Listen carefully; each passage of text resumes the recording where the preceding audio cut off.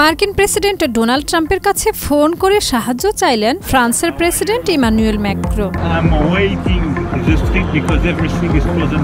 ট্রাম্পের গাড়িবহর আসার কারণে রাস্তা বন্ধ হয়ে যায় এবং সেখানে আটকা পড়েন ফ্রান্সের প্রেসিডেন্ট।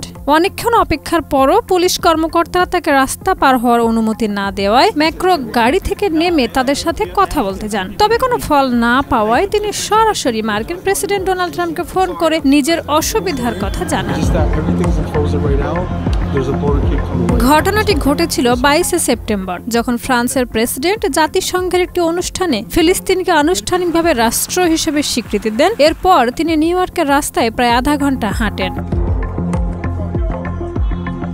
একটি ভিডিওতে দেখা যায় মার্কিন প্রেসিডেন্ট ডোনাল্ড ট্রাম্পের গাড়িবহর আসার কথা শুনে পুলিশ কর্মকর্তারা ম্যাক্রোর গাড়ি আটকে দেন। এক পর্যায়ে ম্যাক্রো গাড়ি থেকে নামেন এবং পুলিশের সাথে আলাপচারিতা শুরু করেন। একজন পুলিশ কর্মকর্তা তাকে বলেন, আপনাকে অবশ্যই দেশের কনসুলেটে যেতে হবে, কিন্তু এখন সবকিছু থেমে গেছে কারণ ট্রাম্পের গাড়িবহর আসছে। আপনার প্রিয় কাপড়ের যত্নে এলো এনজাইম সমৃদ্ধ Arik silver wash detergent powder 500 গ্রাম মাত্র 70 টাকা। প্রিমার্ক।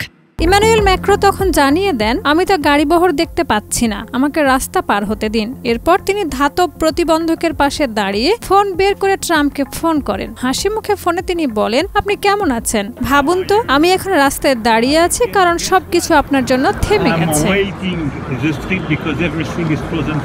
অবশেষে ম্যাক্রোকে গাড়ি ছেড়ে রাস্তায় হাঁটার অনুমতি দেওয়া হয়। ফোনে কথা বলতে বলতে তিনি সড়কে হেঁটে চলেন। ভিডিও ধারণকারী সাংবাদিক জানান, ম্যাক্রো নিরাপত্তা দলের সঙ্গে প্রায় 30 মিনিট রাস্তায় হাঁটেন, মাঝে পথচারীদের সঙ্গে ছবি তোলেন। একসময় একজন পুরুষ তার কপালে চুমুও দেয়।